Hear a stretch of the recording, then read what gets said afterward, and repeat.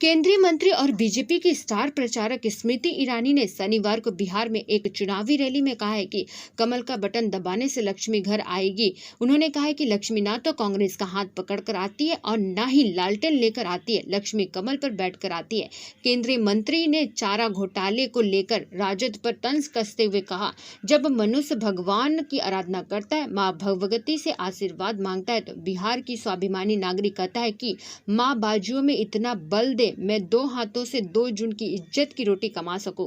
बिहार का स्वाभिमानी नागरिक कभी भगवान से यह नहीं कहता है कि भगवान मुझे भी मौका दे, मैं चारों घोटाले में पैसा कमा सकूं।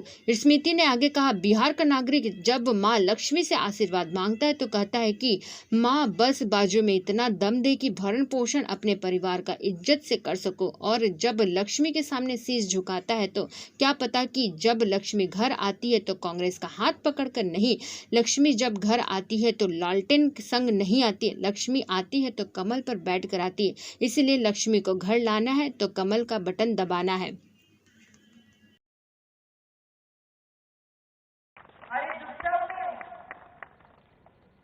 जब मनुष्य भगवान की कल्पना करता है, आराधना करता है, माँ भगवती से आशीर्वाद मांगता है, तो बिहार का स्वाभिमानी नागरिक माँ से कहता है कि माँ बस बाजुओं में इतना बल दे कि मैं 2 हाथों की मेहनत से 2 वक्त की इज्जत की रोटी कमा सकूं।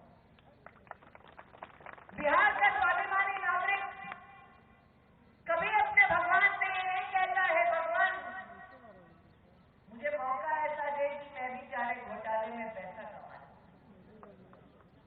बिहार का स्वाभिमानी नागरिक जब भगवती की कल्पना करता है, लक्ष्मी का आशीर्वाद मांगता है, तो माँ से कहता है, माँ बस बाजुओं में इतना दम दे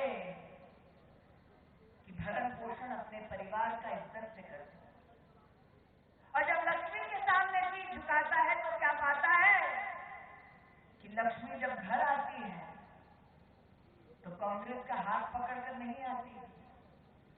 लक्ष्मी जब घर आती है तो लालटेन संग नहीं लाती।